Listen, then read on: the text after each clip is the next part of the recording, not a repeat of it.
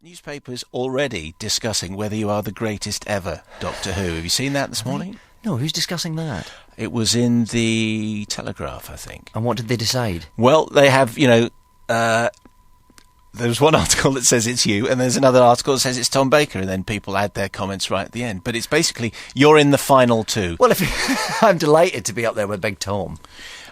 Just tease us with what's coming up in this series, David, because I was hoping to have caught a couple of the programmes, but they weren't ready for my viewing skills. So just take us through where we are and where we're going to go with this new series of Doctor Who. Well, obviously we join the Doctor on his own again, but looking for him is Donna Noble, played by the marvellous Catherine Tate, who you might have seen in the Christmas special. That's right.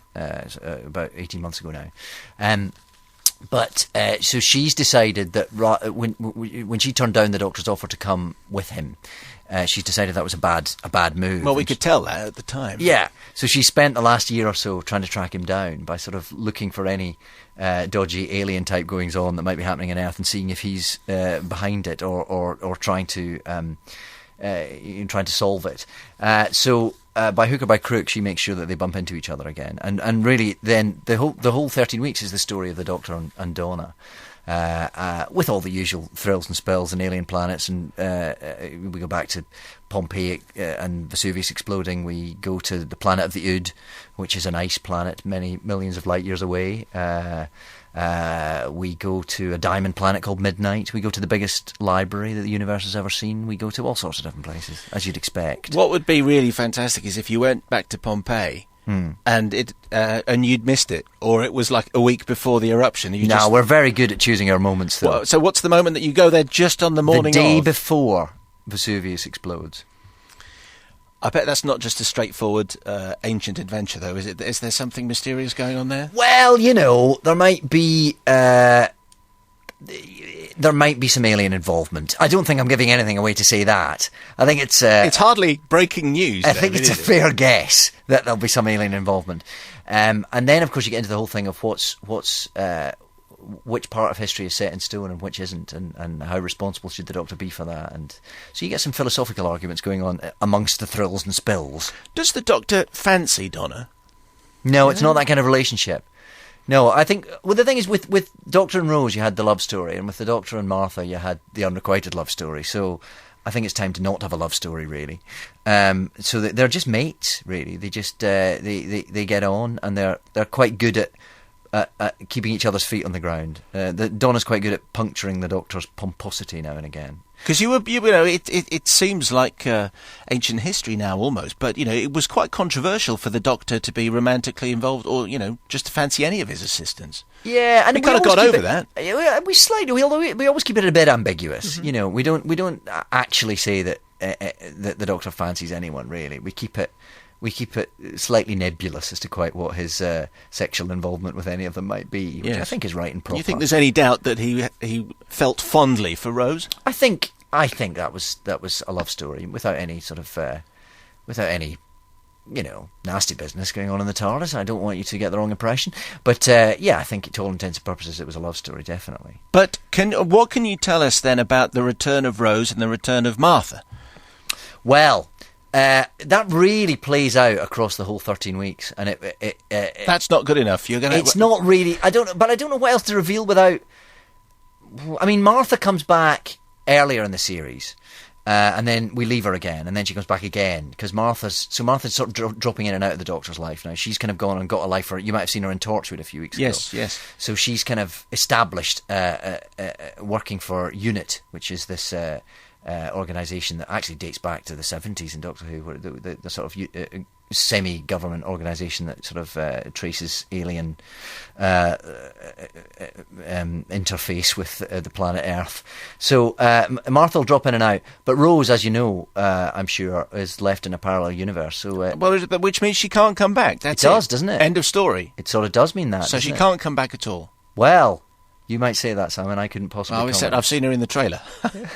Yeah, but that might be scenes from the parallel world. Okay. So is she going to be back as your assistant or not? It's never going to be as straightforward as that, is it?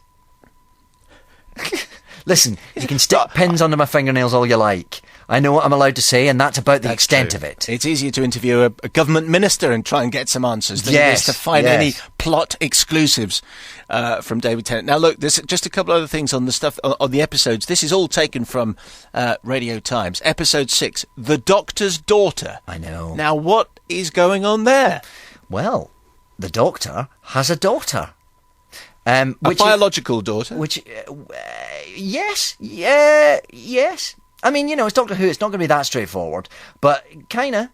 And of course, the marvellous PR scoop is that it's played by Georgia Moffat, who is Peter Davison's real-life daughter. So that's a handy bit of casting. Humanoid? Oh, yeah. Have you seen the pictures? But that's misleading. What do you mean? Well, pictures could be misleading. Oh, I see what you mean. mean. Pretending to be humanoid. I think you're going too deep into this, Simon. I think you've come over to the dark side. I know. Frankly. Well, it's easy to get quite obsessive about this, particularly when we have episode-by-episode explanations. For example, here we go. Yeah. It's episode 7. In Right. 1926, Agatha Christie mysteriously disappeared, only to be found 10 days later with no memory of what happened. Was it a nervous breakdown, a cry for help, or, says the Radio Times, a giant alien wasp? Do you know what? I'll go for the latter. Just on a hunch. What do you think? Well, the giant alien wasp certainly may be involved. Yes, it may be all of the above. It was caused by the giant alien wasp. Curiously underreported at the time. The fact of Agatha Christie disappearing wasn't. That's an absolute fact. I know about that. Historical accuracy. It was just the wasp, which I don't think featured in any of her books in any way. Well, maybe if you watch the episode, you'll find out why. So there's an awful lot to look forward to. Have you had as much fun doing this series, David, as you clearly have had up to now? I think possibly even more. Yeah, because because I seem to have more fun as the days go by. It's the best job in the world, really. And Catherine's great to work with, and I suppose I'm getting more comfortable with the whole jamboree of it, really. Does that mean the fact that you have Catherine Tate with you in this series? Does that mean that the comedy side, inevitably, of the way you play the Doctor is going to be brought out a bit more? What it means is I have to share the one-liners now, because if you're writing for Catherine Tate, you're going to give her some funny lines because she's going to deliver them rather well. So it means I don't get all the funny lines anymore, which is frankly annoying. But she's you can't really you can't really take it away from her that she knows how to deliver a crack. But so yeah, there is a lot of funny stuff. There's quite a lot. It's quite a bantery relationship that they have in the way that they're more like equals in some ways than it's not a sort of parent-teacher relationship that maybe the Doctor and the companion has had before. They're more like mates. She's fairly unimpressed by his genius, so she's quite good at hauling him down to earth. And Catherine delivers all that with the aplomb you might imagine. It's quite clear just listening to, well, having spoken to you before and Christopher Eccleston before you, about how exhausting the filming is of a series. Well, there is a lot of it, yeah. There's a lot of it. You've got 13 series here, and you have to do a lot of running, a lot of jumping, a lot of exasperated, a lot of angry, a lot of fearful. Yeah. It's pretty intense stuff. It is, and there's a lot of lines to learn because the Doctor tends to speak quite quickly and quite a lot. So, yeah, there's quite a lot of homework to do as well. But yes, but it never feels onerous, if I'm honest, because I'm enjoying myself, and probably the day it starts feeling onerous is the day to move on. I guess. And you clearly are having the time of your life. You say it's the best job in the world. Does this come back to the fact, as has been discussed, that you apparently at the age of 3 told your parents that you wanted to be an actor and you wanted to be Doctor Who? Well, it kind of does. I mean, I grew up absolutely obsessed with it. So to find myself in the position I now find myself in is relatively surreal and quite difficult to quite compute even now, even 3 years into it. I still can't quite believe that I've ended up doing this job. So it's hard not to be fairly pleased about that.